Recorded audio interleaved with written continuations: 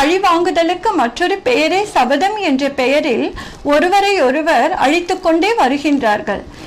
எவ்வளவு பெரிய பராக்கிரமசாலிகள் தவசீலர்கள் அனைவரும் இந்த மகாபாரத யுத்தத்தில் பங்கேற்கின்றார்கள். எவ்வளவு பெரிய பராக்கிரமசாலியான பீஷ்மர் இன்று அம்பு படுக்கையில் விழுந்து கிடக்கின்றார். தன்னுடைய உயிர் சூரியன் உத்தராயணத்திற்கு வந்த பிறகுதான் பிரிய வேண்டும் என்பதற்காக தாம் உயிரோடு இருக்க வேண்டும் என்று பிரார்த்தனை செய்கின்றார். அவருடைய நாக்கு உலர்ந்து கொண்டே போகின்றது. ஸ்ரீ நாராயணனின் மந்திரத்தையே உச்சரித்து கொண்டிருக்கின்றார். ஸ்ரீ கிருஷ்ணனை அழைக்கின்றார். தன்னுடைய நாக்கு உலர்ந்து விட்டதால் தண்ணீர் கொடுக்குமாறு அர்ஜுனனை கேட்கின்றார். உடனே அர்ஜுனனும் தேரில் ஏறி தன்னுடைய அம்பு பானத்தினால் பீஷ்மரின் வலது பக்கத்தில் அம்பை எய்துகின்றான். அதிலிருந்து தண்ணீர் பீச்சி பீஷ்மரின் வாயில் வந்து படுகின்றது. அவர் தன்னுடைய தாகத்தை தீர்த்து கொள்கின்றார்.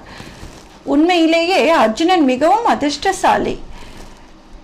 அர்ஜுனன் தான் தன்னை வீழ்த்தியவன் என்று தெரிந்தும் அர்ஜுனனுடைய அன்பு உள்ளம் பீஷ்மருக்கு தெரிந்ததால் தான் தன்னுடைய நாவுக்கு தண்ணீர் கேட்கின்றார். அர்ஜுனனையே தண்ணீர் கேட்கின்றார். அனைவரும் பீஷ்மருக்கு அவருடைய தலைக்கு மிகவும் உயர்ந்த தலையணைகளை எல்லாம் கொண்டு வந்து தருகின்றார்கள்.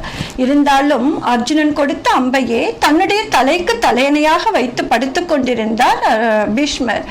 அவர் பல வகைகளில் அர்ஜுனனை பெருமைப்படுத்துகின்றார். ஸ்ரீ கிருஷ்ணரும் அது போலவே அர்ஜுனனுக்கு நல்ல ஆசானாக நல்ல தேரோட்டியாக வந்த அர்ஜுனனை பெருமைப்படுத்துகின்றார்.